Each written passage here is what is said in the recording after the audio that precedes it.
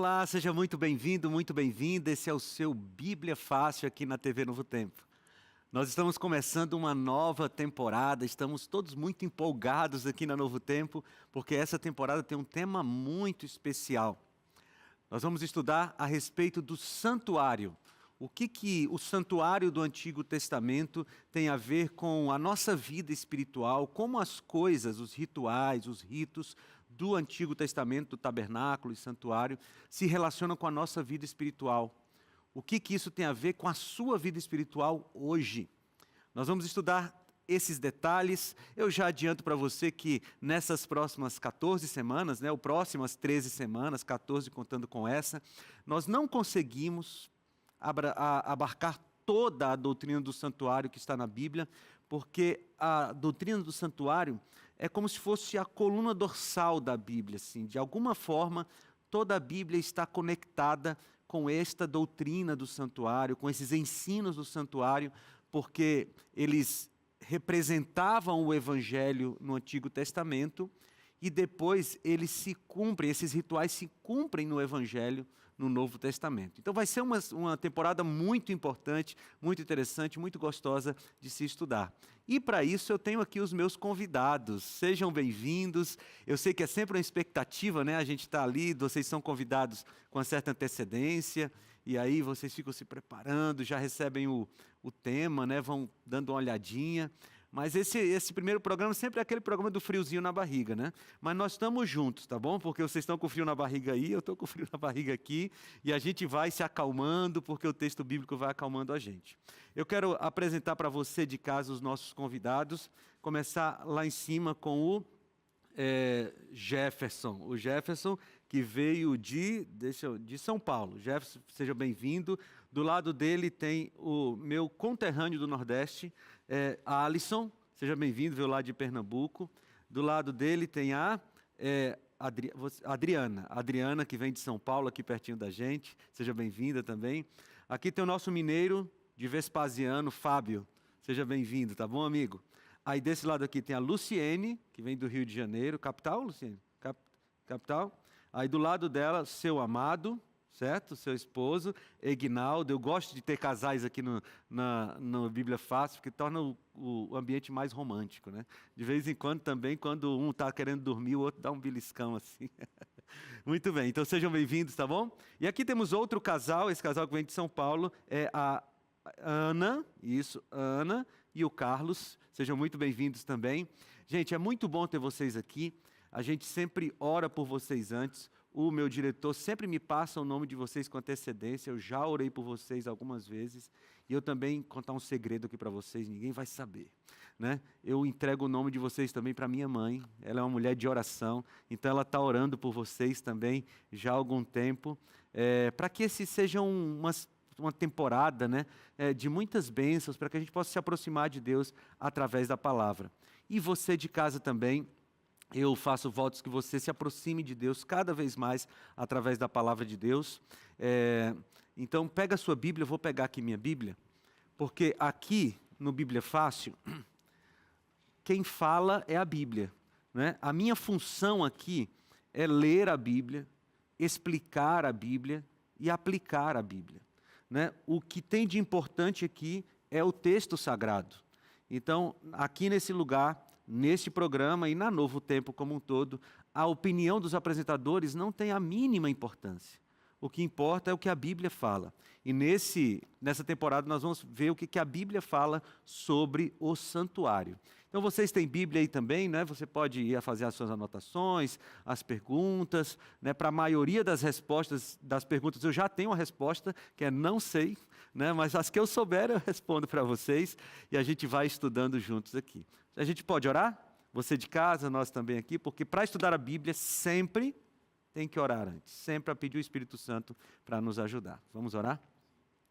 Senhor Deus, nós queremos te agradecer, porque temos liberdade para estudarmos a Tua Palavra e pedimos que o Senhor nos ajude, Pai, a entendermos esse assunto tão fundamental para a Bíblia, tão fundamental para a nossa fé, e que o Senhor nos ilumine, que o Teu Santo Espírito habite em nossa mente nesse momento e nos instrua para que nos acheguemos mais a Ti através da palavra.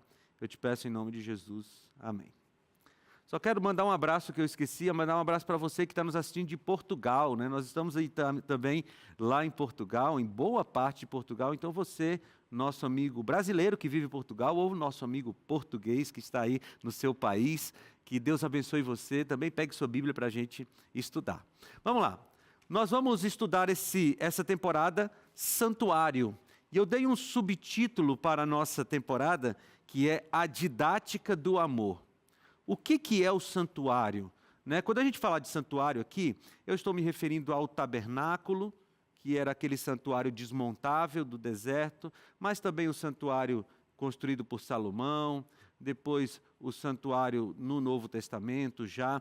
Todos esses locais que foram sendo construídos, às vezes destruídos e reconstruídos, em que aconteciam aqueles rituais de morte do cordeiro, dos sacerdotes. Tá? Então eu vou usar esse nome santuário como nome geral para me referir ao tabernáculo e também aos santuários que não eram desmontáveis. E por que eu chamo de a didática do amor? Porque, amigos, no santuário, Deus nos ensina como Ele nos ama. Se tem uma palavra que pode resumir todos os rituais do santuário, todos os ritos do santuário, é a palavra amor. Porque lá, em tudo que acontecia, cada detalhe, nós vamos ver aqui, cada detalhe era Deus dizendo assim, eu amo você. Eu amo você através do perdão que eu te dou pela morte do Cordeiro. Eu amo você pela intercessão do sacerdote. Eu amo você através da oração. Eu amo você através de tudo que acontece lá. Portanto, essa frase, a didática do amor, é porque ali nos rituais do santuário Deus estava ensinando. A gente pode dizer que Deus é um professor por excelência, né? Eu vi que alguém aqui é professor, né? Eu também, vocês são professores, né? Tem 3 professores aqui. Os professores, eles precisam, muitas vezes, pegar metáforas para tentar ensinar uma lição, né? A gente faz uma comparação para ensinar alguma coisa importante. O santuário, ele é uma grande metáfora do plano da salvação. Deus queria dizer assim, olha, eu vou salvar vocês. E porque eu vou salvar vocês, eu vou ensinar para vocês como eu vou salvar vocês. Então, o santuário ele funciona como uma grande metáfora do plano da salvação. Muito bem. Nesse primeiro programa, nós vamos estudar esse tema, o grande problema de Deus. E quando eu estava montando essa temporada, que eu apresentei esse tema para uma pessoa da produção, a primeira pergunta da pessoa foi, e Deus tem problema? Né? Veja, Deus tem um problema, que não é exatamente dele, mas que ele tomou a responsabilidade de resolver. E este grande problema de Deus, ele é o motivo da existência do santuário, e é isso que eu gostaria que a gente entendesse hoje. Mas antes, vamos dar uma olhadinha no santuário, tá bom? A gente tem aqui uma figura, uma representação, logicamente, né? E o santuário era o tabernáculo do deserto, ele era uma construção que ficava no meio do acampamento. Então, as 12 tribos ficavam ao redor do santuário e o santuário ficava bem no meio. Aqui já tem uma simbologia muito importante, porque Deus habitava ali no santuário e Deus ficava no meio do povo, né? Representando que Deus espera estar no centro da nossa vida. O santuário tinha basicamente 3 compartimentos, né? Tinha o pátio, onde tinha o altar de sacrifício, uma pia de purificação, né? Aqui no pátio, e tinha o tabernáculo propriamente dito, que tinha 2 compartimentos. Aqui tem uma figura um pouco mais didática, um pouco mais esclarecedora. Então nós temos aqui, olha, o pátio, tá? Essa parte ao redor, que era cercada por um tecido de linho fino, né? Os adoradores, o povo não entrava nessa parte aqui, o povo vinha só até a porta do santuário, trazendo o seu animal para o sacrifício. Aqui tinha o altar de sacrifício, onde o animal era sacrificado, e uma pia de purificação, onde o sacerdote e depois o sumo sacerdote, uma vez por ano, lavava a sua mão, se purificando para entrar no santuário. Então, aqui na tenda existiam 2 compartimentos. O lugar santo, que era o primeiro compartimento da tenda, né? Que tinha uma mesa com 12 pães, chamados de pães da proposição. A gente vai ver depois, ao longo dos nossos programas, nós vamos ver o que cada um desses símbolos significam e como eles todos estão ligados a Jesus, apontam para Jesus. Tá? Então a gente tem aqui uma mesa com 12 pães. Do lado de lá, para quem entra no santuário, do lado esquerdo, tem um castiçal com 7 lâmpadas ou 7 velas, tá bom? Aqui, bem pertinho da cortina que separa o santo do santíssimo, existia um altar de incenso, onde o incenso era queimado 24 horas por dia, e essa fumaça, né, do incenso, ela passava para o lugar santo. Tem uma simbologia muito bonita nisso, né? As orações das pessoas passando para o trono de Deus. Por quê? Porque lá no lugar santíssimo existia a Arca da Aliança. E na Arca da Aliança, dentro da Arca da Aliança, tinha as tábuas dos 10 mandamentos, tinha a vara de Arão, que floresceu, e tinha também, que simbolizava Deus escolhendo a família dele para ser a família de sacerdotes, e também uma amostra do maná, né? Então, lá no lugar santíssimo, a Arca da Aliança. E a tampa da Arca da Aliança chama-se propiciatório, né? Lembra-se que Paulo disse que Jesus era a propiciação pelos nossos pecados? Aqui tem uma coisa lindíssima, mas eu não vou adiantar não, a gente vai chegar lá, tá? Em cima da tampa, 2 querubins de ouro, não é? E no centro, entre os 2 querubins, aparecia a Shekinah, que era aquela luz, que era a manifestação da presença de Deus no santuário. Então, essa aqui é a estrutura física do santuário, tá? E a gente vamos ter um programa, se eu não me engano, o 3º, que a gente vai ver cada um desses móveis e como eles se relacionam com Jesus. Mas, vamos para o nosso tema de hoje. Deus tem um problema? Amigos, a gente vê nesse mundo, por exemplo, fome.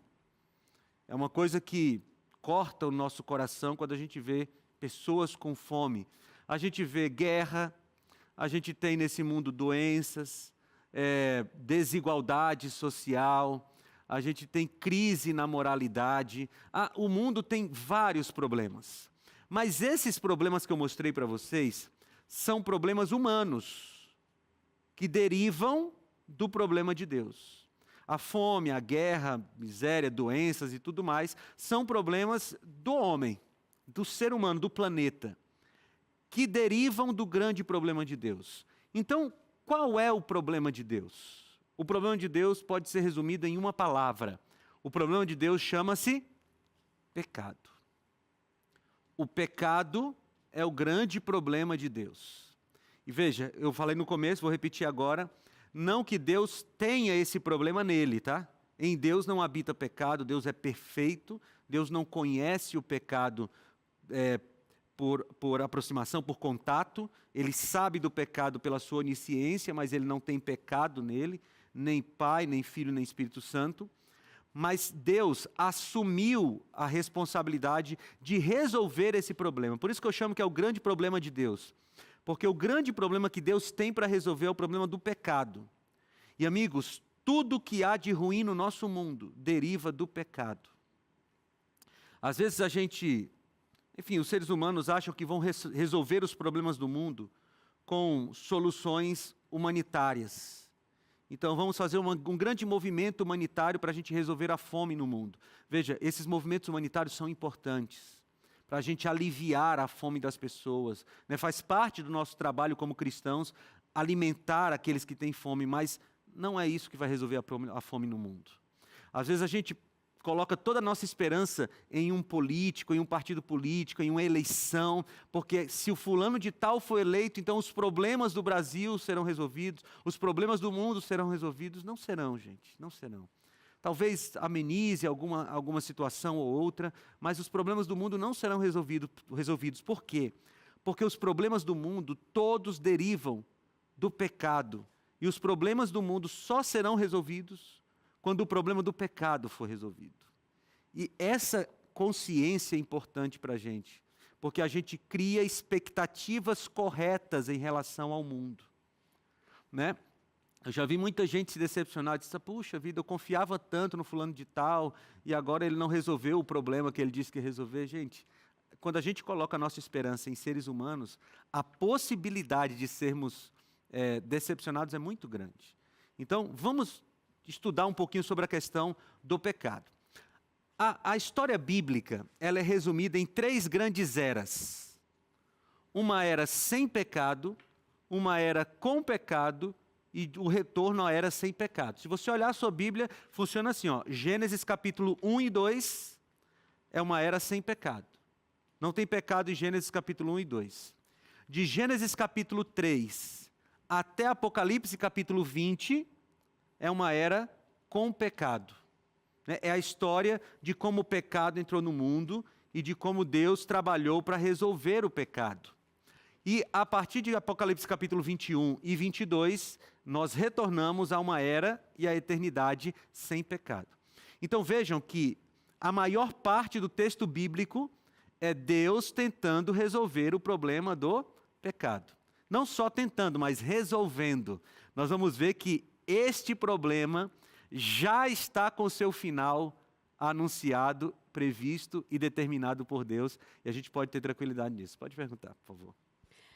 Pastor, sobre essa relação do pecado, né? Aham, Infelizmente, né, não querendo julgar ninguém, aham. né, nem a mim mesma, nem a ninguém, mas por muitas das vezes que nós passamos por dificuldades, né, qualquer tipo de dificuldade, né, e a gente vai, muitas pessoas assim Deus, por que que está acontecendo isso? Deus, mas eu não merecia isso.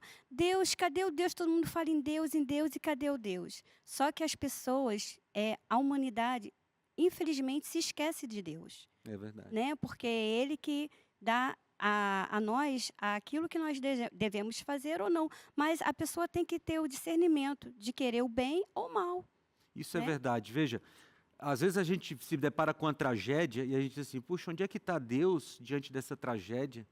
E a gente esquece que quem sofreu a maior tragédia do mundo por causa do pecado foi o Filho de Deus.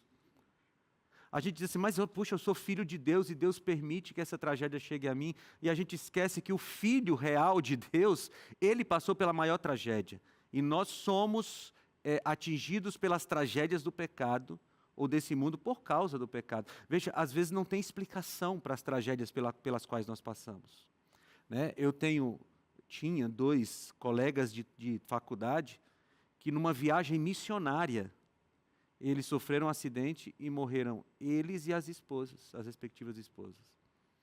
Veja, como é que a gente explica isso? Não tem explicação. É o pecado que traz tragédias para esse mundo. E, aliás, quando a gente tenta explicar tragédias, às vezes a gente piora o negócio, né? Então, sim, você tem razão. O pecado explica a maior parte das tragédias que há no mundo e a gente não pode esquecer disso, né? Aliás, deixa eu dar um presente aqui para os nossos amigos, porque eu tenho consciência de que o tempo que nós temos de estudo aqui é um tempo curtinho, né? Ele passa rápido e a gente não consegue falar tudo que a gente precisava falar. Por isso eu quero te oferecer esse guia de estudos, é a Revista Esperança Daniel, Profecias de Daniel. E amigos, eu vou mostrar a capa aqui para vocês, mas depois eu quero folhear essa revista com você, porque ela é muito bonita. Conseguiu mostrar a capa aí, diretor, já? Olha aí, muito bem. Agora eu quero folhear aqui, ó. Essa revista, por onde é que eu mostro? Eu mostro na 1 aqui, eu mostro na 3. Vamos daqui, ó, na 3. Essa revista é uma revista bem ilustrada. Mostrar para 1? Vamos aqui, ó. Uma revista muito bem ilustrada. Ela tem o conteúdo das profecias de Daniel, aqui com explicações. Por exemplo, aqui o capítulo 12, ó, 2.300 tardes e manhãs, profecia de Daniel 8,14. E essa revista aqui, ou com essa revista, você vai conseguir aprofundar o seu conhecimento na Bíblia, porque o livro de Daniel, ele acaba tocando em todas as partes da Bíblia. E esse guia de estudos pode ser seu sem custo algum. Você que já acompanha Novo Tempo, nós enviamos de graça. E talvez você esteja assistindo a Novo Tempo pela primeira vez e não acredita, né? Como é que uma TV manda coisa de graça para as pessoas? Aqui na Novo Tempo a gente manda. Os anjos da esperança pagam todos os custos e nós enviamos de graça para você. Então você só precisa pedir. Você vai entrar no site novotempo.com/escola bíblica, lá tem essa revista, você clica nela, dá os dados que a gente pede lá, a gente envia para sua casa. Ou você pode mandar também para o WhatsApp. Me ajuda aí com o WhatsApp, diretor. É 12 98244 4449. 982444449. Você manda uma mensagem assim: quero a revista de Daniel, e a gente vai ajudar você a ter essa revista. Chega na sua casa em alguns dias pelos correios, sem custo algum, tá bom? Mas vamos continuar. Então, vamos lá, vamos estudar um pouquinho sobre essa questão do pecado. Como foi a entrada do pecado? Como é que porque Deus criou esse mundo perfeito. E eu quero começar lendo com vocês Gênesis capítulo 1. Por favor, se você puder abrir sua Bíblia, você de casa também.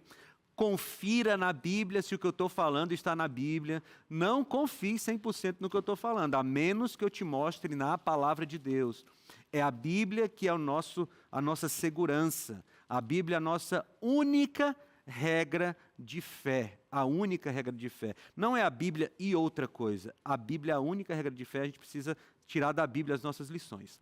Eu quero ler com vocês Gênesis capítulo 1, 24 a 26, ali está 16, 24 a 26, que é o final da semana da criação, tá bom? A gente não vai estudar toda a semana da criação, mas vamos estudar aqui o finalzinho só para a gente ter uma ideia. E Deus disse que a terra produza seres vivos conforme a sua espécie, animais domésticos, animais que rastejam, animais selvagens, segundo a sua espécie. E assim aconteceu. E Deus fez os animais selvagens segundo a sua espécie, e os animais domésticos conforme a sua espécie, e todos os animais que rastejam sobre a terra segundo a sua espécie. E Deus viu que isso era bom. E Deus disse: façamos o ser humano à nossa imagem, conforme a nossa semelhança. Tenha ele domínio sobre os peixes do mar, sobre as aves dos céus, sobre os animais domésticos, sobre toda a terra e sobre todos os animais que rastejam pela terra. Esse aqui é o último dia da criação, tá? Depois você pode ler em casa aí também com calma, toda a semana da criação. É uma semana literal. Quando a Bíblia fala que de dia, ela usa a palavra hebraica Yom, Y-O-M, na transliteração, que é a palavra na Bíblia usada para dia literal. Né? A Bíblia fala de uma semana literal de criação. E nesse último dia ele cria os animais e cria também o ser humano. Agora versículos 27 a 29. Assim Deus criou o ser humano à sua imagem. A imagem de Deus o criou. Homem e mulher os criou. E Deus os abençoou e disse: sejam fecundos, multipliquem-se, encham a terra e sujeitem-na. Tenham domínio sobre os peixes do mar, sobre as aves dos céus e sobre todo animal que rasteja pela terra. E Deus disse ainda: eis que lhes tenho dado todas as ervas que dão semente e se acham na superfície de toda a terra, e todas as árvores em que há fruto que dê semente. Isso servirá de alimento para vocês. Aqui está a dieta original de Deus para os seres humanos. A dieta original de Deus para os seres humanos era uma dieta vegetariana, né? Uma dieta de vegetais. Deus criou a gente, o nosso corpo, projetou o nosso corpo para isso. Depois, lá no dilúvio, Deus permite se alimentar de algumas carnes. A gente não vai estudar isso hoje, mas tem um programa do Bíblia Fácil, e agora eu vou desafiar o meu diretor, que ele vai ter que lembrar para eu falar aqui. Tem um programa do Bíblia Fácil só sobre alimentação na Bíblia. Na temporada Crenças Populares, está lá no nosso YouTube, youtube.com/bibliafácil ou ntplay.com/bibliafácil. Tem um programa só sobre alimentação na Bíblia, que a gente vê a alimentação permitida, ideal de Deus. É interessante a gente estudar isso. Mas aqui Deus cria a alimentação ideal de Deus para a gente, que é a alimentação vegetal. E aqui ele acaba as obras criadas, mas não a semana da criação, porque ainda tinha mais um. Agora, Gênesis 1, 30 e 31, finalzinho. E para todos os animais da terra, todas as aves dos céus e todos os animais que rastejam sobre a terra, em que há fôlego de vida, toda erva verde lhe servirá de alimento. Até os animais eram todos herbívoros, né? E assim aconteceu. Deus viu tudo o que havia feito, e eis que era muito bom. Houve tarde e manhã, o sexto dia. E aqui eu já quero destacar uma coisa que vai ser útil para os nossos estudos seguintes. Todo dia, se você ler o relato da criação, todo dia há essa expressão assim: houve tarde e manhã o primeiro dia, tarde e manhã o segundo dia. Porque essa expressão tarde e manhã é a expressão para dia na Bíblia. E o dia começa com a parte escura, chamada de tarde, e depois vem a parte clara, manhã. Por isso que na Bíblia o dia começa ao pôr do sol. Essa divisão de meia-noite a meia-noite é uma divisão artificial já da época do Império Romano, mas biblicamente o dia começa no pôr do sol e termina no outro pôr do sol, tarde e manhã. Muito bem, mas aí vem a última criação de Deus, Gênesis 2, 1 a 3. Assim, pois, foram acabados os céus e a terra e tudo o que neles há. E havendo Deus terminado no sétimo dia a sua obra que tinha feito, descansou nesse dia de toda a obra que tinha feito. E Deus abençoou o sétimo dia e o santificou, porque nele descansou de toda a obra que como Criador tinha feito. Então aqui, Deus cria mais uma coisa, ele cria o sétimo dia. No sétimo dia ele não criou animais, não criou ser humano, já tinha criado tudo até o sexto dia. No sétimo dia, a única coisa que Deus cria é o sétimo dia. E aí tem uma coisa especial sobre esse dia que não tem sobre os outros. Porque a Bíblia diz que Deus abençoou, santificou e descansou nesse dia. Por isso que, quando a gente fala da doutrina do sábado, o sábado não foi dado para judeus, para brasileiros, para argentinos. O sábado foi dado para a humanidade, quando não existia nenhuma nação. Existia só a humanidade representada por Adão e Eva. Deus estabeleceu o sábado como um dia sagrado naquele contexto. Bem, nós vimos aqui a criação de Deus e Deus criou tudo perfeito. Mas no capítulo seguinte, o capítulo 3, entra esse vírus maldito do pecado. E a gente vai ver como ele entrou e como foi ruim para a humanidade. Não sai daí que a gente volta já já. Então, a minha expectativa em chegar aqui é conhecer mais, né, sobre o santuário e saber e entender que o Senhor ele quer nos usar a cada dia como o próprio santuário dele, para ele. Porque aonde a gente for, aonde a gente passar, por onde a gente caminhar, nós temos que levar essa essência, que é o amor de Deus, que é o amor de Cristo. Eu acho que vai ser muito esclarecedor. A gente começou um estudo bíblico com um amigo nosso, o Rafael Pires, e travamos justamente na parte do santuário, que é um tema mais denso, né? Então ele falou, quando você conseguir entender o santuário, você consegue entender todo o contexto da Bíblia. Então, hoje é um tema um pouco complexo para compreender todo o santuário, né? A gente teve muita dificuldade e a gente entendeu aquilo que o pastor falou no início, que é a coluna de toda a Bíblia. Então, para mim, esse primeiro momento já foi muito esclarecedor. E eu entendi, quando eu tive a minha dificuldade nos estudos que eu já vinha fazendo, eu entendi o quanto era importante eu parar, dar atenção para o santuário para poder entender todas as outras partes bíblicas. E o mais importante, ter a consciência que Deus aceitou o sacrifício. E até mesmo por isso que nós estamos aqui compartilhando.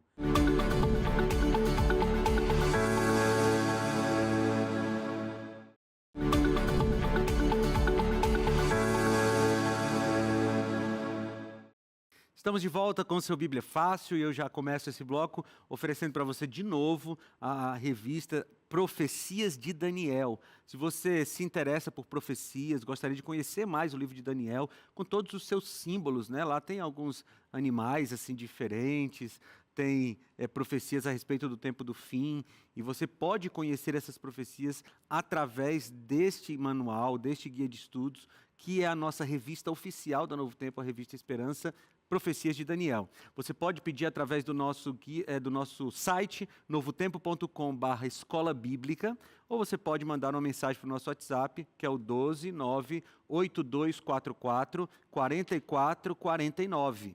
Você manda uma mensagem assim, quero a revista de Daniel, e a gente vai te ajudar a fazer o seu cadastro, e a gente manda para a sua casa sem custo, tá bom? Muito bem, vamos avançar aqui, porque a gente tem agora, nossa missão é estudar a entrada do pecado. Porque a gente vai ver a entrada do pecado e como Deus fez para resolver esse problema. Gênesis capítulo 3, então, eu falei para vocês lá no outro bloco, começa a era com o pecado, né? A era de pecado na história bíblica. Gênesis capítulo 3, 1 a 5 diz assim: mas a serpente, mais astuta que todos os animais selvagens que o Senhor Deus tinha feito, disse à mulher: é verdade que Deus disse, não comam do fruto de nenhuma árvore do jardim? A mulher respondeu à serpente: do fruto das árvores do jardim podemos comer, mas do fruto da árvore que está no meio do jardim, Deus disse: vocês não devem comer dele, nem tocar nele, para que não venham a morrer.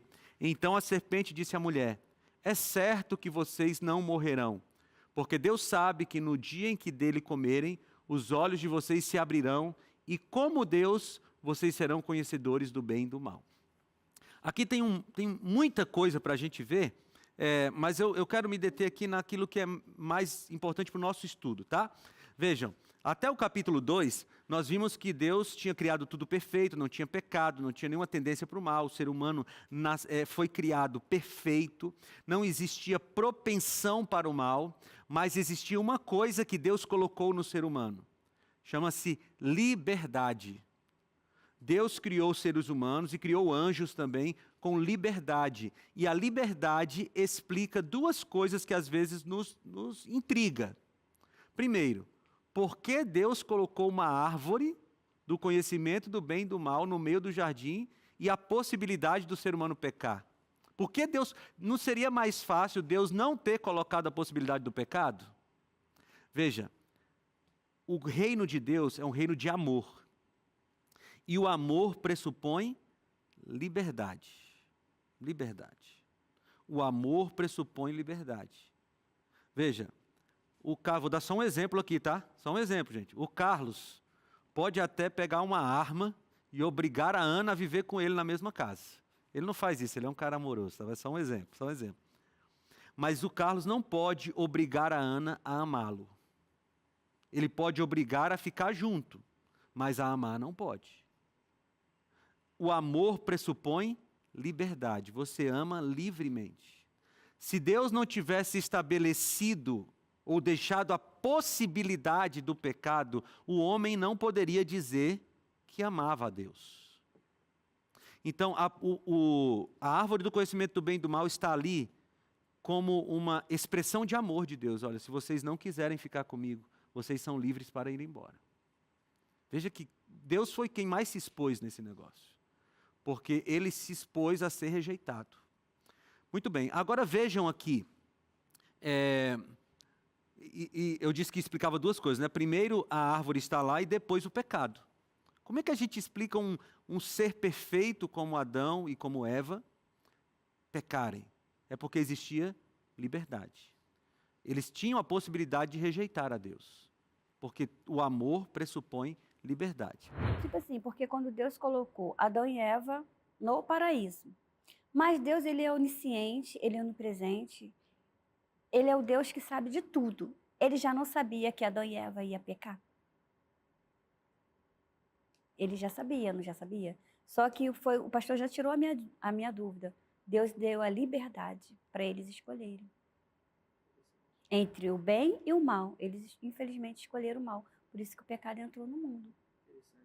Aí, então, Satanás, que já tinha sido expulso do céu, e depois você pode ler isso com calma em casa, em Apocalipse capítulo 12. Apocalipse capítulo 12, aliás, tem 3 trechos da Bíblia que explicam essa queda de Satanás. A gente não tem tempo de estudar aqui na nossa temporada, mas é Ezequiel capítulo 28, Isaías capítulo 14 e Apocalipse capítulo 12. Vou repetir, tá? Isaías capítulo 14, Ezequiel capítulo 28 e Apocalipse capítulo 12. Esses 3 trechos da Bíblia explicam como Lúcifer, né, o anjo de luz, se tornou o inimigo Satanás. Tá? Ele já tinha sido expulso do céu, então ele vem aqui tentar Adão e Eva. E vejam que ele começa dizendo assim: olha, é verdade que Deus disse para não comer de nenhuma árvore do jardim? Deus não tinha dito isso. E Eva começa um diálogo com a serpente que estava naquele momento dominada por Satanás. E ela diz: não, Deus disse para não comer desse fruto aqui do meio do jardim, porque no dia em que dele nós comermos, nós morreremos. Veja, Deus tinha avisado. Deus tinha dito: não toquem. Deus é muito amoroso, né? Só está lá, é a liberdade de vocês, mas não façam isso, porque vai ser ruim. E aí, olha a primeira mentira que Satanás diz. Ele diz assim: certamente não morrerão. Essa é a primeira grande mentira de Satanás, que ele vem repetindo hoje, né? As pessoas não morrem, quando morre desencarna, quando morre vai para o céu, vai para o inferno. Não é isso que a Bíblia ensina. A Bíblia ensina que quando uma pessoa morre, ela fica em completa inconsciência. Não fala com ninguém, não vai para canto nenhum. Ele diz: certamente não morrerão. Mas aqui, olha o argumento dele. Ele diz assim: Deus sabe que no dia que vocês comerem, vocês serão iguais a Ele, conhecedores do bem e do mal. Veja que Satanás, ele não mente completamente, mas ele também não fala a verdade completamente. Ele mistura verdade com mentira. Veja, Adão e Eva, se comessem daquele fruto, seriam conhecedores do bem e do mal? Sim. Por enquanto eles só conheciam o bem. Agora eles vão conhecer o mal. Mas eles conheceriam o bem e o mal como Deus? Não. Você vê que Satanás mistura as coisas? Porque Deus conhece o bem porque Ele é a personificação do bem. Ele conhece o mal, mas Ele não tem nenhuma ligação com o mal. Adão e Eva, ao comerem do fruto, eles conheceriam o bem, mas não conseguiriam mais praticá-lo facilmente. E eles conheceriam o mal e não conseguiriam mais se livrar dele. Então Satanás mente, ele diz assim: ó, ele sabe, Deus sabe que como vocês ficarão como Ele, conhecedores do bem e do mal. Não, não ficariam como Deus. Eles ficariam conhecedores do bem e do mal, mas muito diferente de Deus. E nesse argumento, misturando verdade com mentira, Satanás engana o casal. Pode falar. Pastor, será que... É uma dúvida que eu tenho, Sim. tá? Será que quando eles estavam lá no jardim, né? Desfrutando, né, toda a liberdade, como o senhor disse, que Deus deu, que Deus proporcionou para ele. Então, eles olharam ali para aquela fruta. Eu acredito, é uma dúvida que eu tenho, que Satanás ele deve ter botado até na cabeça de Adão e Eva que vocês sim podem comer porque ele é todo-poderoso, eles vão assim salvar vocês agora. Nada de mal vai acontecer para vocês. Vocês Ele dá um argumento de convencimento. E a gente vai ler aqui no restante do texto que Satanás ele vai aprofundando o argumento, e Eva também olha para o fruto e ela vê que é um fruto bonito. Vamos ler na Bíblia aqui, ó. Aqui, ó. Gênesis 3, 6 a 8. Vendo a mulher que a árvore era boa para se comer, agradável aos olhos e árvore desejável para dar entendimento, tomou do seu fruto e comeu. E deu também ao marido e ele comeu. Então os olhos de ambos se abriram e perceberam que estavam nus. Costuraram folhas de figueira e fizeram cintas para si. Ao ouvirem a voz do Senhor Deus que andava no jardim quando soprava o vento suave da tarde, o homem e a sua mulher se esconderam da presença do Senhor entre as árvores do jardim. Vejam, Eva, ela foi sendo envolvida pelo argumento de Satanás e ela olhou para o fruto e ela foi atraída pela beleza do fruto, né? Ela foi atraída parecia um fruto muito suculento, né? Desejável aos olhos. E ela foi lá e comeu. E aqui nós temos, se você percebeu no texto, tem 4 dimensões de relacionamentos que foram quebrados por causa do pecado. O primeiro, a primeira dimensão de relacionamento que foi quebrada foi a dimensão do relacionamento do ser humano consigo mesmo. Porque a Bíblia diz que eles comeram, perceberam que estavam nus e se envergonharam. Até então eles estavam nus e não se envergonhavam. Eles quebraram o relacionamento consigo mesmo. Depois eles vão lá e arrancam folhas de figueira para fazer roupas para si. Eles destroem a natureza imediatamente após o pecado. Até então não tinha caído nenhuma árvore, as árvores também eram perfeitas. Eles quebram o relacionamento com a natureza. Depois, eles quebram o relacionamento com Deus, porque eles ficam com medo de Deus, a gente vai ver daqui a pouco. E eles quebram o relacionamento um com o outro. Porque a primeira coisa que Adão faz quando é confrontado por Deus é acusar sua mulher. Gente, isso vem de longe, né?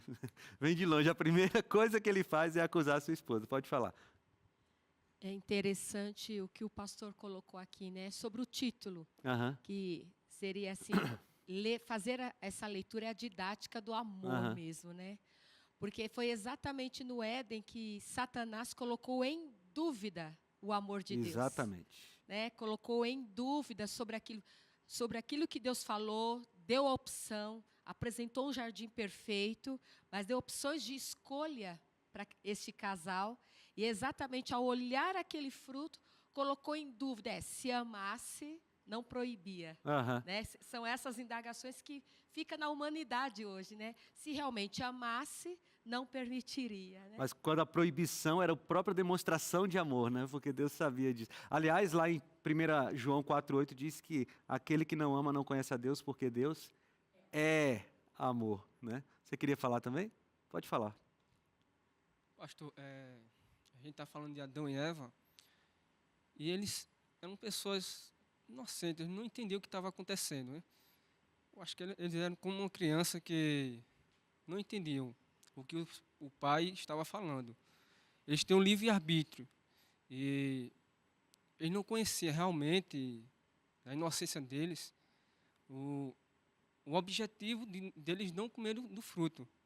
Então, e Eva, ela comeu do fruto, né, do jardim do Éden, e aí eles caíram na armadilha de Satanás.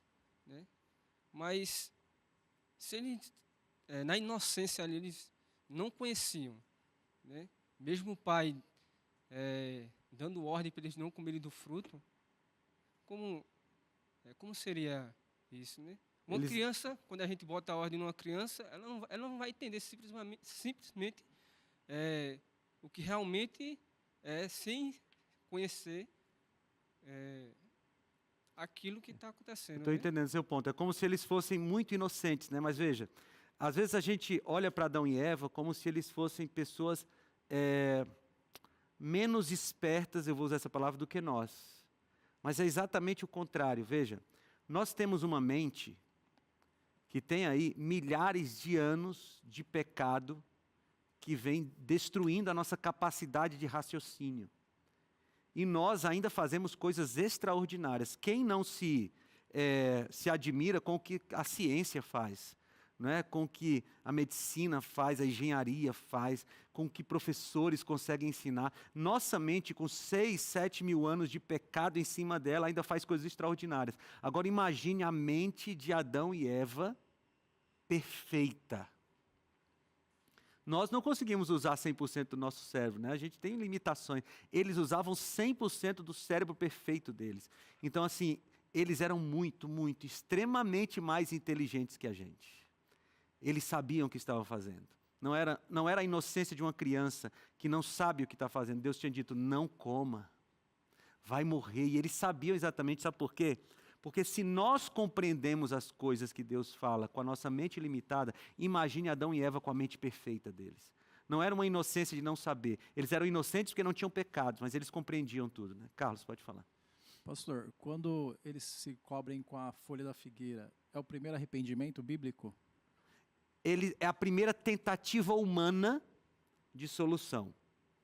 A gente não fala de arrependimento ainda, nesse momento, porque parece que eles estavam tentando encobrir o que fizeram e não confessar o que fizeram. Daqui a pouco, nós vamos ler agora, Deus mostra a eles a gravidade do pecado e aí eles conseguem entender mais ou menos. Pode falar. Pastor, eu acredito que isso a gente consegue fazer uma analogia com os dias de hoje, porque o ser humano, ele coloca Deus como protagonista quando é interessante colocar. É isso mesmo. E se coloca como coadjuvante quando é interessante colocar. Eu, sendo professor e também da área da saúde, me deparo com os pacientes na radioterapia, muitas vezes se perguntando por que eles estão naquela situação. Mas quando eles poderiam se colocar como protagonistas e não se submeter a determinados prazeres que culminam na situação atual, eles se colocam. E depois eles se colocam como coadjuvantes na esperança que um outro protagonista que ele tomou espaço anteriormente resolva as questões dele. Então, desde sempre, Deus mostrou que o protagonista era ele, que é para a gente fazer as coisas segundo a vontade dele, não a nossa. Ana, o que você fala, assim, quando eu estou falando sobre saúde e Deus, assim, eu sempre falo isso, né? Porque às vezes a pessoa fica doente, diz assim, mas Senhor, por que o Senhor deixou isso acontecer comigo? Eu fico imaginando Deus dizendo assim, mas eu falei para você não comer aquelas coisas. Eu falei para você fazer atividade física, para você dormir direito, para você se alimentar bem. Eu fico imaginando Deus dizendo assim, eu te dei as ferramentas para isso não acontecer e agora você coloca a culpa em mim. Né? Às vezes a gente faz isso e é uma triste realidade mesmo. Assim, a gente fica colocando culpas em Deus que são nossas muitas vezes, né? Mas vamos lá. Aí eles se esconderam de Deus, né? E o Senhor Deus chamou o homem e lhe perguntou: onde você está? Ele respondeu: ouvi a tua voz no jardim, e porque estava nu tive medo e me escondi. Deus perguntou: quem lhe disse que você estava nu? Você comeu da árvore da qual ordenei que não comesse? Então o homem disse: a mulher que me deste para estar comigo, ela me deu da árvore e eu comi. Então o Senhor disse à mulher: que é isso que você fez? A mulher respondeu: a serpente me enganou e eu comi. Veja que no final das contas era Deus, né? Porque Adão diz assim, ó, a mulher que o Senhor me deu. E a Eva diz assim, foi a serpente que o Senhor criou. Né? Colocando a culpa em Deus das coisas, né? Aí, Gênesis 3,14. Então o Senhor disse à serpente: por causa do que você fez, você é maldita entre todos os animais domésticos e entre todos os animais selvagens.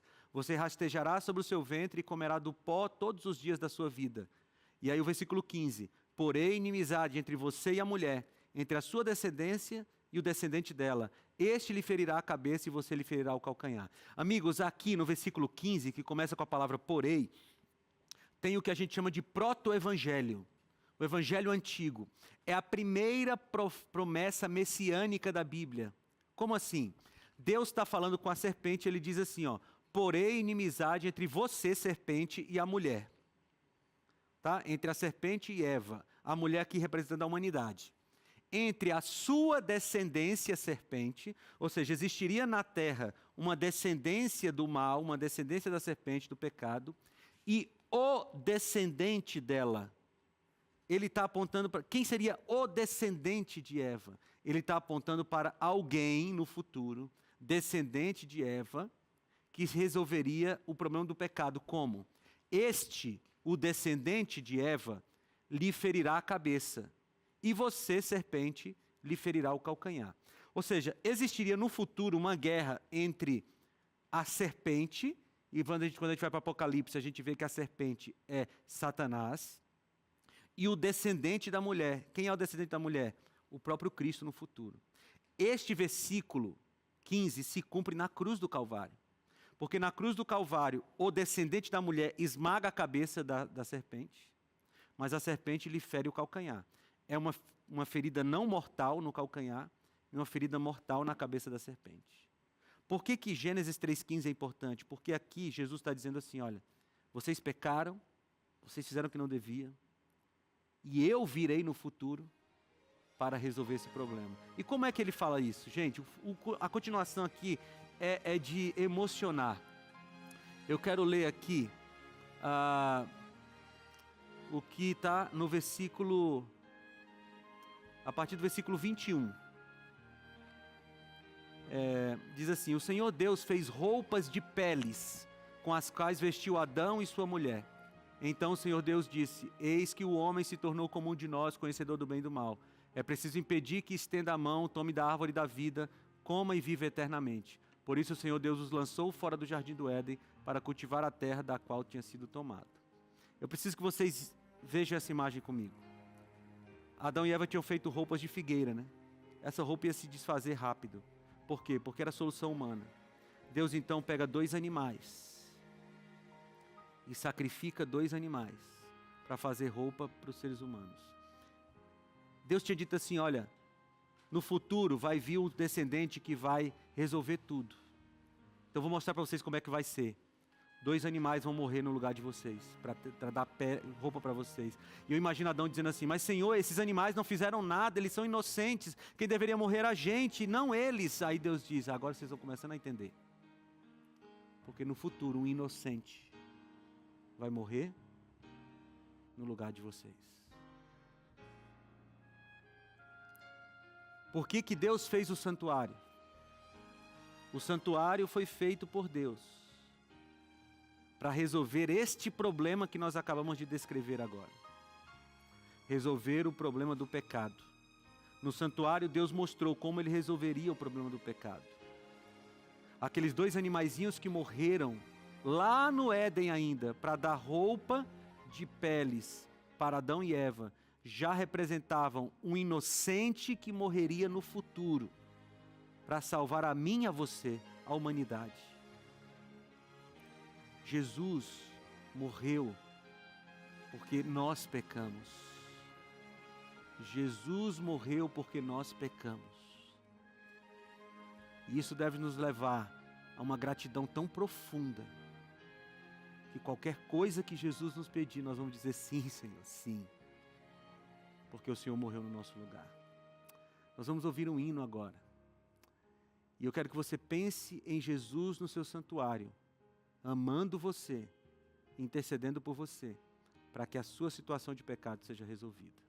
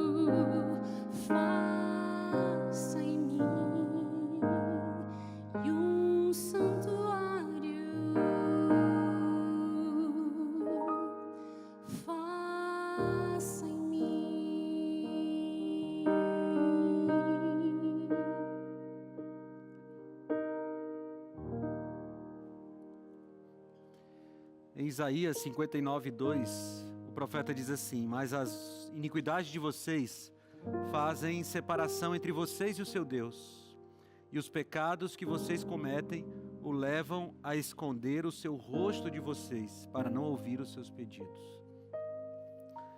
Por que Deus teve que estabelecer um santuário na terra?